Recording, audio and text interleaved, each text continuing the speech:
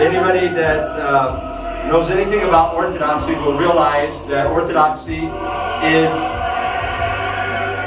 I'm going to turn off the music. Love the talk music. Inside.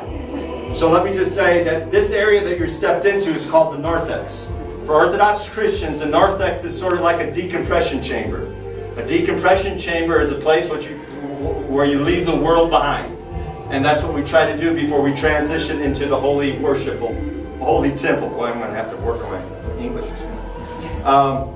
Usually, traditionally, Orthodox Christians will light a candle and then venerate the icons and then enter into the church. Now, the reason they light a candle is not so we can see, but we light a candle to remind us of the light of Christ that should be growing and shining within us continuously. So that's a symbolic gesture that we do. At one time, it also served as a practical purpose because it brought light to the church as well. So in a few minutes, we'll just go in through these side glass doors. I'll let you go all the way up to the front of the church and sit on either side of the church in the first couple pews. I'll spend a few minutes talking to you and answering some questions.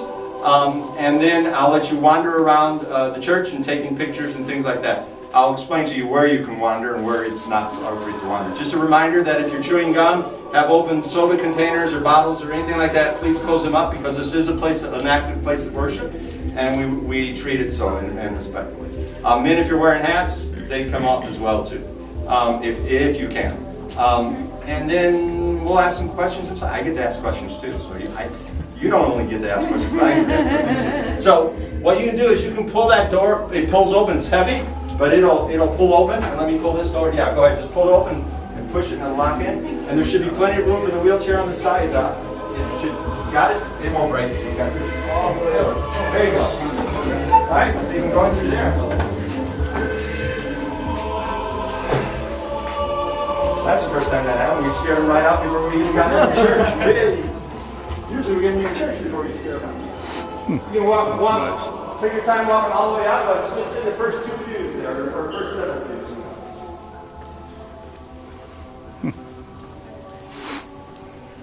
Take your time looking at the icons on the wall, and we'll explain all of these to you as well.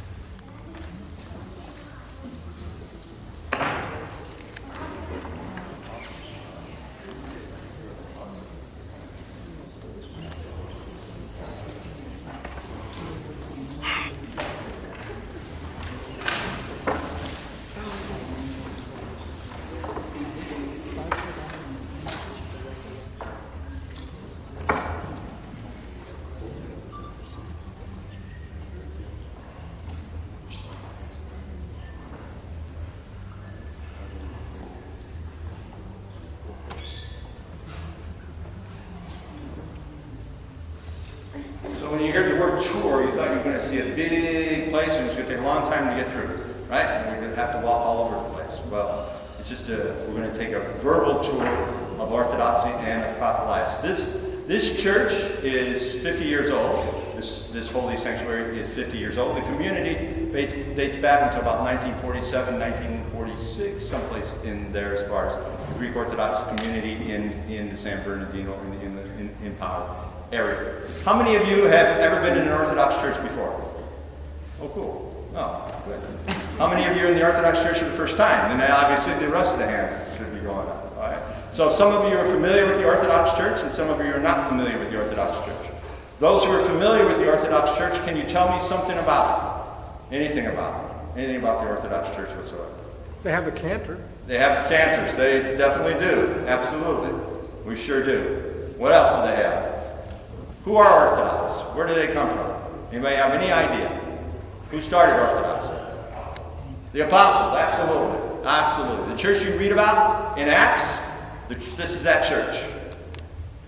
At one time in Christianity, there was one church as Jesus Christ established it.